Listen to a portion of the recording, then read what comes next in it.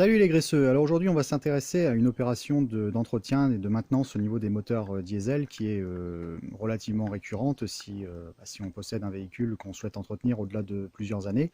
Ça va être le changement des bougies de préchauffage. Donc des bougies de préchauffage comme celle-ci. J'ai l'occasion de changer les bougies sur ce moteur. Donc là on est sous le capot d'une Saab 9.3 TID. Donc c'est un moteur par contre qui n'est pas de chez Saab mais qui provient de chez Opel, le 2 litres 2. DTI qui a été monté chez Opel sous les capots de pas mal de véhicules, hein, notamment les Afira, tout ça à l'époque. Et donc là, on se trouve face à un problème. On a un véhicule qui, à l'approche de l'hiver, donne de plus en plus de signes avec des difficultés à démarrer à froid. Donc après une longue immobilisation, notamment par exemple une nuit, voilà, au matin où vous montez dans le véhicule, vous voulez démarrer et puis vous êtes obligé de vous y reprendre à plusieurs fois parce que au niveau du préchauffage, on n'est pas optimal. Et donc voilà, faut procéder à plusieurs essais. Et quand malheureusement les bougies de préchauffage sont toutes HS et que vous n'avez plus de préchauffage du tout, ça peut être vraiment très très dur, voire impossible de démarrer sur des véhicules. Je pense notamment à tout ce qui est injection indirecte, donc des TD, tout ça. C'est vraiment très très compliqué. Il y a certains TDI où même avec des bougies de préchauffage, on n'a pas, voilà, vraiment l'utilité. Une injection directe, si elle est vraiment en bon état, on peut réussir à démarrer sans préchauffage. C'est un petit peu plus problématique si vous êtes à des températures inférieures à, on va dire, à 0 degré, à moins 10, moins 20, ça peut devenir compliqué. Donc là, je vais en profiter d'avoir ça sous les yeux pour vous faire un démontage complet au niveau des bougies de préchauffage. Donc moi, j'ai déjà commandé les nouvelles pièces qu'on a ici, d'accord. Et sachant que c'est quelquefois un petit peu délicat au niveau du changement de ces pièces parce que celles-ci sont réputées pour être quelquefois cassantes. Donc on va regarder un petit peu comment ça se goupille.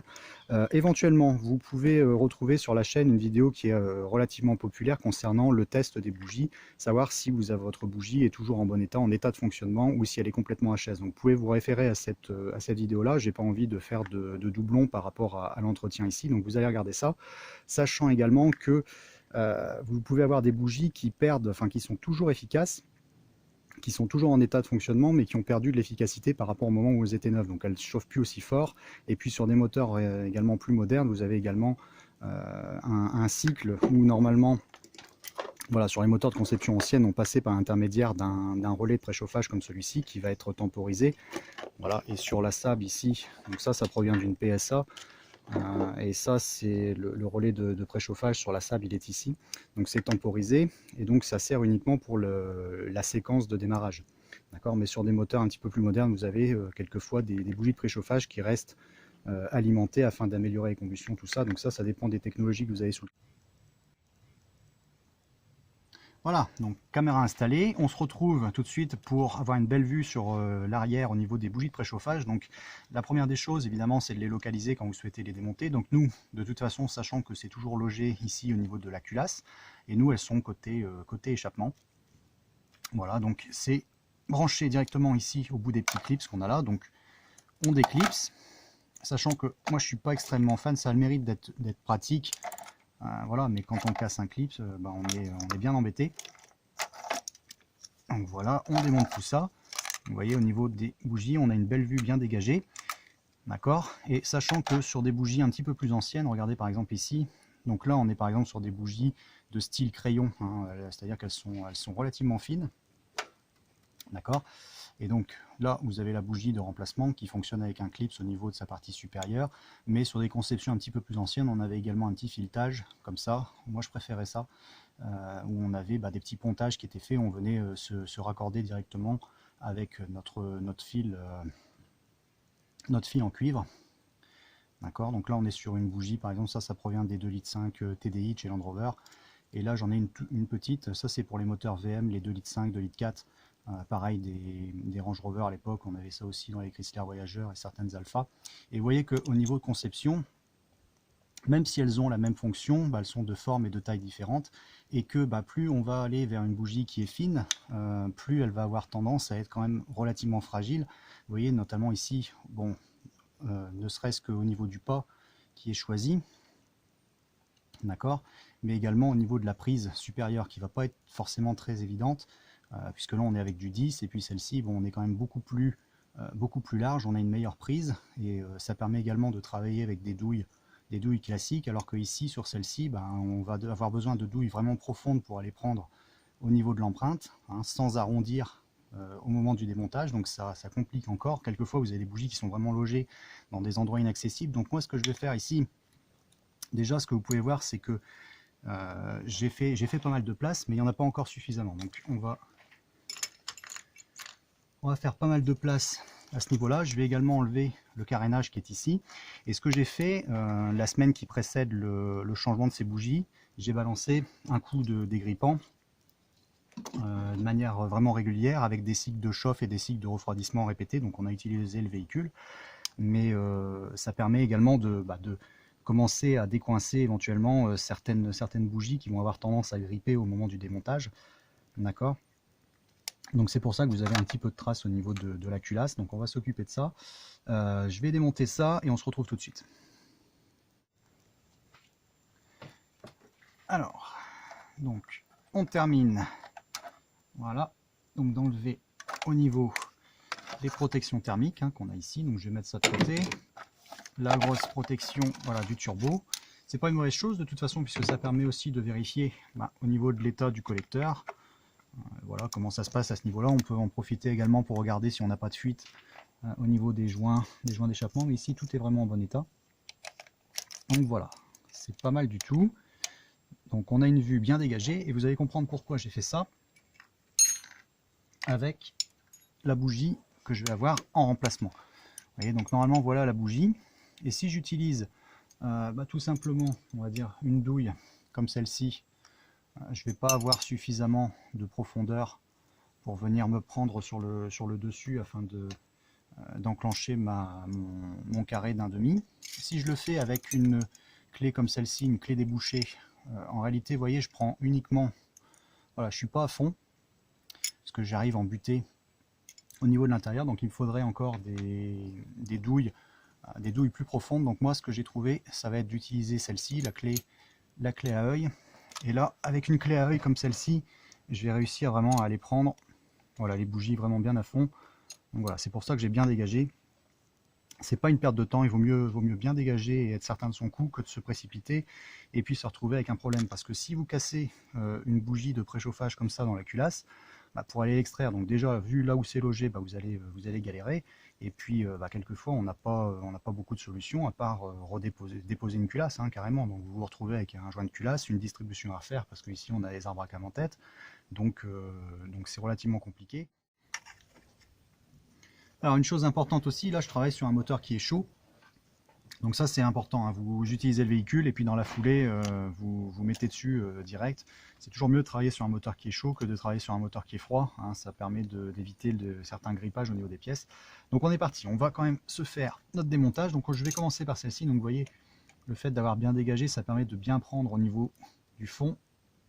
Voilà, donc celles-ci elles viennent relativement facilement, dans la mesure où il y a eu du dégrippant qui a été appliqué. Et puis vous voyez au niveau des couples de serrage également, on est sur des bougies qui ont des couples vraiment très faibles. On est entre 15 et 17 Nm hein, d'après ce que j'ai vu pour ce modèle ici. D'accord, donc c'est vraiment très très faible. Et puis de toute façon on est dans une culasse en alu, donc fatalement on ne serre vraiment pas très fort. Donc voilà la première. Alors ce qu'on va faire tout de suite, on va comparer avec une bougie neuve au niveau des références pour vérifier qu'on a bien la même pièce au niveau du remplacement. Donc on regarde au niveau de la longueur. Donc on a bien la même pièce, la forme, le filetage. Et puis la référence ici, on est chez Beru, c'est la 100 226 300. Et celle-ci, c'est bien ça, 100 226 300. Donc on a bien la même référence. Et vous voyez, de toute façon, au niveau ici, on a la référence qui est reprise ici, et pour le serrage, vous voyez, on est entre 15 et 20 Nm, hein, donc entre 1,5 kg et 2 kg à peu près. Hein. C'est vraiment approximatif, la conversion entre Nm et mètre kilo. Alors moi, ce que je fais également, lorsque je fais un montage des bougies de préchauffage comme ça, j'utilise toujours un petit peu de graisse. Alors j'utilise toujours celle-ci, c'est la graisse Belleville. Et elle a une tenue qui est vraiment excellente au niveau des températures hein, et au niveau de sa consistance. Celle-ci elle tient jusqu'à 400 degrés, donc je l'utilise toujours pour ça. Et on a la graisse pareil de chez Belleville, la bleue, mais celle-ci elle a une tenue jusqu'à 800 degrés. Je l'aime un petit peu moins dans la mesure où au niveau voilà, de la consistance, vous voyez on est sur de la paillette un petit peu. Donc moi celle-ci en général je l'utilise pour le montage de tout ce qui est goujon d'échappement, ce genre de choses. Voilà, et pour le montage, là comme ici, d'une bougie de préchauffage, je vais utiliser celle-ci. Donc je vais juste en déposer un tout petit peu au niveau du filet pour éviter un grippage de la bougie et puis permettre sur un démontage éventuel futur voilà, de faciliter la chose. Alors voilà, il y a certaines personnes qui préfèrent ne pas en mettre, tout ça. Moi j'ai toujours fait comme ça, jamais de problème. Et puis au moment du serrage, de toute façon, vous voyez au niveau de l'étanchéité, l'étanchéité se fait par le fait qu'on a une bougie qui est conique. Donc ici vous voyez il y a un petit biseau qui est fait. C'est cette partie qui va venir appuyer dans la culasse et qui va faire l'étanchéité. On n'a pas de rondelle comme sur une bougie essence par exemple, enfin les plus communes, parce qu'on a des bougies essence qui sont quelquefois coniques également. D'accord, donc on retrouve cette conicité sur les autres modèles également, vous voyez ici, celle-ci également. Voilà, donc on va venir appliquer dans la culasse et c'est ça qui fait l'étanchéité. Donc c'est pour ça que quelquefois au moment du démontage, on a quelquefois des difficultés à retirer les bougies. Donc moi ce que je vais faire, je mets tout de suite la bougie de remplacement en lieu et place. De toute façon j'ai bien pensé à vérifier, du fait qu'on a un accès ici visuel, on vérifie que on n'a pas de problème, que le filetage est toujours beau, tout ça. On en profite pour inspecter. Donc je le mets en lieu et place. Là je peux utiliser la petite clé débouchée pour dire de l'entamer. Donc j'entame au niveau du filetage à la main, pour être certain de bien prendre au niveau du filet, pas visser de travers, mais de toute façon avec un pas aussi fin, il y a très peu de risques, et puis la forme de la bougie fait qu'elle tombe naturellement dans son logement. Voilà, et je viens juste au contact pour le moment et je fais faire un serrage au niveau de la clé dynamométrique par la suite. Donc pour l'instant là c'est fermé et ça évite d'avoir une impureté, un boulon ou quoi que ce soit qui traîne ici, qui va aller se loger dans le puits, ça serait vraiment dommage. Donc vous voyez au niveau de la vidéo, c'est on va dire une opération de maintenance qui va être assez facile à faire. C'est à partir du moment où vous le prenez avec méthode. Et puis après suivant les modèles, il y a quelques fois où c'est beaucoup plus compliqué. Là ici ça se passe relativement bien. Donc renseignez-vous avant, suivant le modèle. Voilà, celle-ci elle vient bien aussi. Donc c'est une vidéo d'ordre général, donc même si on est sur un moteur de chez Opel, de toute façon le principe de fonctionnement, le mode opératoire, la technique, tout ça, ça sera exactement la même chose. Et bon, quelquefois vous avez un petit peu plus de galère, donc ça peut arriver. Vous voyez, celle-ci elle est un petit peu quand même attaquée. Donc, on va mettre ça de côté. Et alors je vais voir, parce que pour accéder à celle-ci, je vais avoir besoin de bien prendre en amont. Et si je mets en place ma bougie de remplacement ici, je vais pas avoir une bonne prise.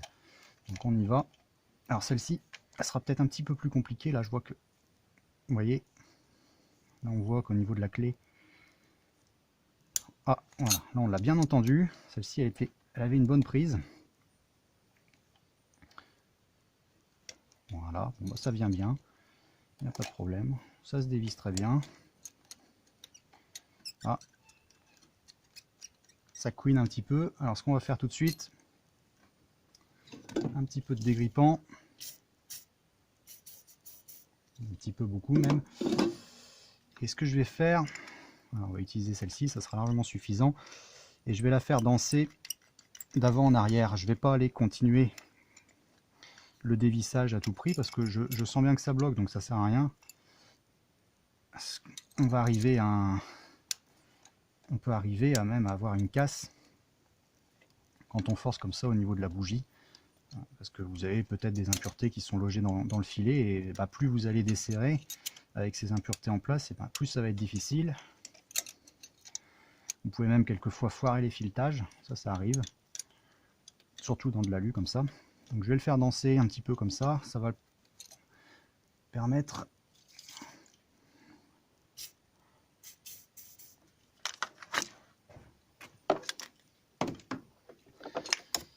d'avoir un démontage moins fastidieux. Vous voyez, donc là je bloque, ici je suis en blocage, donc on revient en arrière.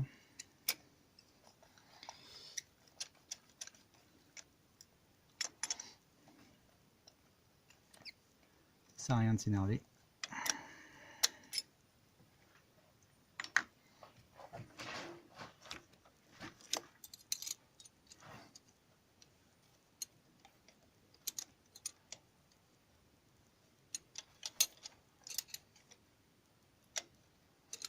Ça va, là, ça force plus. Alors voilà, on se retrouve 10 minutes plus tard. Là, je viens de galérer vraiment pour celle-ci. Et j'ai réussi à la récupérer. Voilà, alors on va sortir, on va regarder ce qui se passe. Voilà, il n'y a rien de spécial. Vous voyez, donc là on voit bien. Hein. Heureusement que j'ai utilisé un petit peu de dégrippant. On voit qu'au niveau du filetage, c'est pas merveilleux. Hein. Alors, je pense que je vais être un petit peu embêté. Non, le filetage dans la culasse, il est en bon état. Je comprends pas, c'est uniquement celui-ci qui est... Alors peut-être qu'il y a eu un démontage précédent qui a peut-être pas très bien tourné, j'en sais rien. Vous voyez, il commence à s'arrondir un petit peu ici au niveau de la prise. Voilà, bon, bah, ce que je vais faire, je vais bien nettoyer. Je vais bien nettoyer au niveau du puits avant de glisser une éventuelle nouvelle bougie.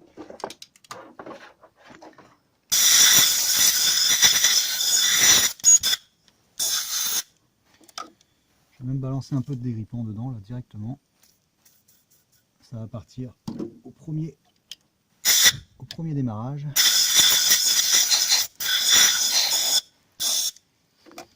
Voilà. Alors, je vais faire un essai avec une bougie neuve, regardez si ça prend bien au niveau du filetage. Ouais, bon, bah voilà, c'est bien. Ça se visse correctement. Donc je pense pas que j'aurai de grosses difficultés. Ouais, non, ça va. Donc je la mets toujours pas parce que j'ai besoin d'accéder à ma dernière bougie qui est ici. Donc là, pareil, on va procéder délicatement. Pas beaucoup de place.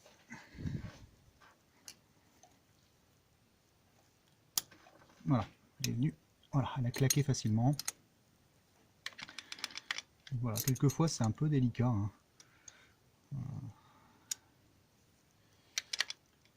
J'avais un petit peu d'appréhension pour la dernière en fait avant de commencer à travailler.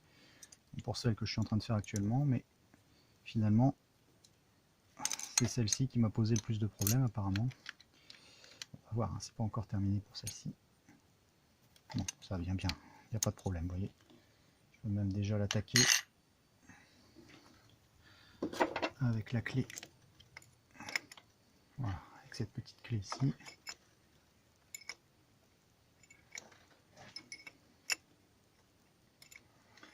Alors je pense qu'un investissement sur des douilles bien profondes, ça serait pas une mauvaise chose pour faire à l'avenir peut-être ce type de bougie, ou uniquement des douilles profondes en 10, 11, 12, 13, hein, puisque ce sont les empreintes les plus courantes, on va dire, pour ces pièces.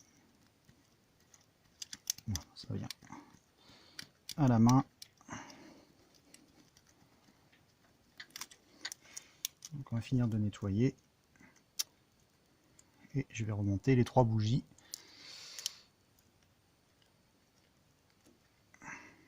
Avec le même procédé que pour la première là-bas. Voilà. Et la dernière.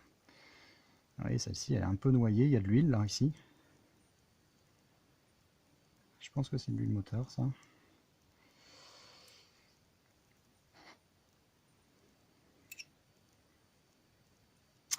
Bon allez, on met ça de côté. Et on monte les nouvelles.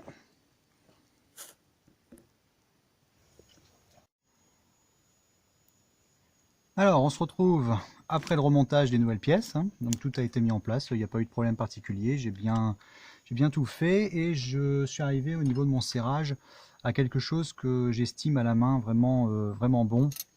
J'ai pas envie d'aller voilà, d'aller plus loin. On est déjà sur une belle résistance. Et au niveau du serrage avec l'aide de la clé dynamométrique, là je viens d'essayer.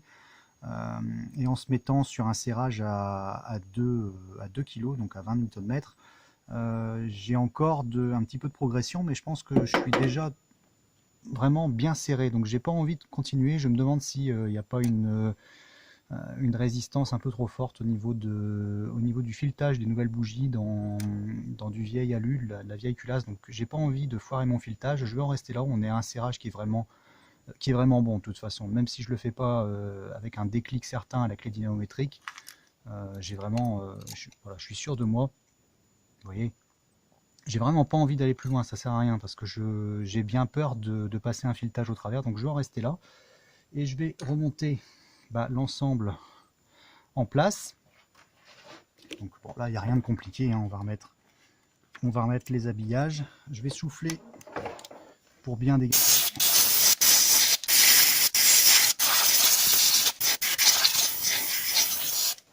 Bon, on a vraiment quelque chose de propre. Donc on va remettre en place les habillages. Ça, on a ça également. Cette partie-ci, alors celle-là elle vient en dessus. Donc en fait c'est celle-là en premier, voilà. Voilà. Voilà. Et je vais en profiter pour remettre l'ensemble de la boulonnerie.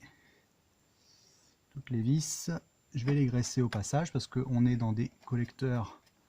On a de l'usinage qui est fait au niveau du collecteur en fonte. Mais ce sont des collecteurs d'échappement, donc ils ont tendance, pareil, à bien chauffer. Donc on peut avoir une casse future quand on va démonter à l'avenir. Je suis certain qu'il y a beaucoup de ces moteurs qui doivent présenter des casses ici au niveau des logements, au niveau des filetages pour ces vis qui vont supporter les habillages.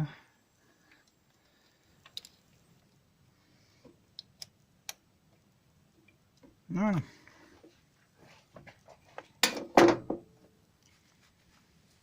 Donc ça c'est bon. Au niveau du serrage ici on est ok. Je vais remettre en place les petites prises. Voilà. 2,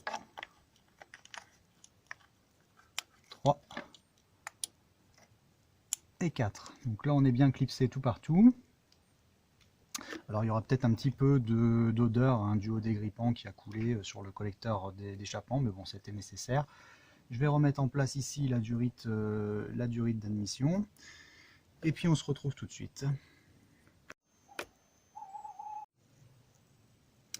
Voilà, donc on se retrouve quelques minutes plus tard. Hein. On a entièrement remonté ici au niveau des habillages. Voilà, les pare-chaleur, tout ça, les protections thermiques. Donc moi je vais redémarrer. Ce que je vais faire, je vais en profiter pour revérifier une fois que le moteur sera en fonctionnement. Directement ici, alors voilà, on va mettre la lumière.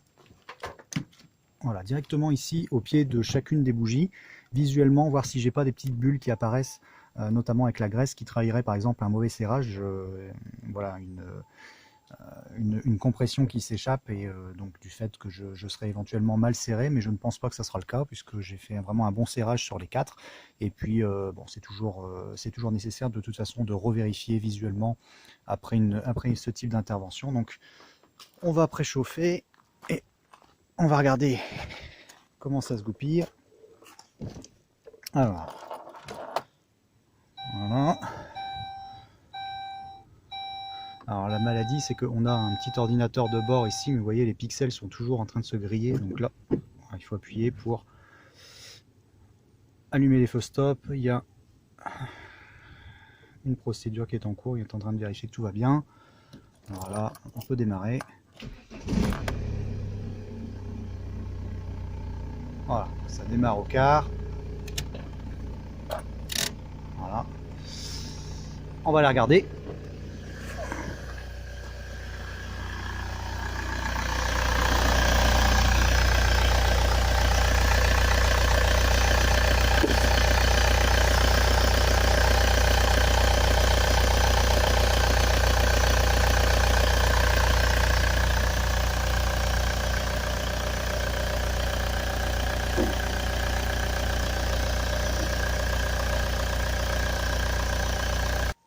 Voilà, donc pour cette opération, bah, moi c'est terminé, hein, à savoir qu'éventuellement vous pouvez vous en inspirer pour procéder de la même façon sur vos moteurs, hein, sachant qu'il y aura peut-être certaines différences en fonction bah, de la façon dont votre montage est fait et puis le type de pièces que vous allez trouver en place.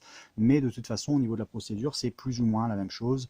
Voilà, et sachant que bon, avec l'expérience, on acquiert des facilités lors de ce type d'intervention. Et donc surtout, faites bien attention.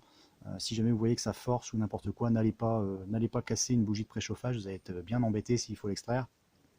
C'est déjà arrivé, donc documentez-vous bien avant par rapport au type de moteur sur lequel vous allez intervenir. Vous regardez sur les forums un petit peu, vous prenez 10 minutes, c'est largement suffisant. Vous regardez un petit peu quelques avis et puis quelques tours éventuellement que certaines personnes, enfin on va dire des mésaventures avec les types de démontage. Ça vous aidera et ça vous évitera peut-être de faire certaines erreurs qui sont communes. Voilà, donc j'espère que la vidéo vous sera utile. Moi de mon côté, ben, on va remettre ça. Là il est tard, hein, vous entendez les chouettes derrière moi, il est temps que j'arrête. Donc on se retrouve dans une prochaine vidéo. A plus les graisseux. Ciao.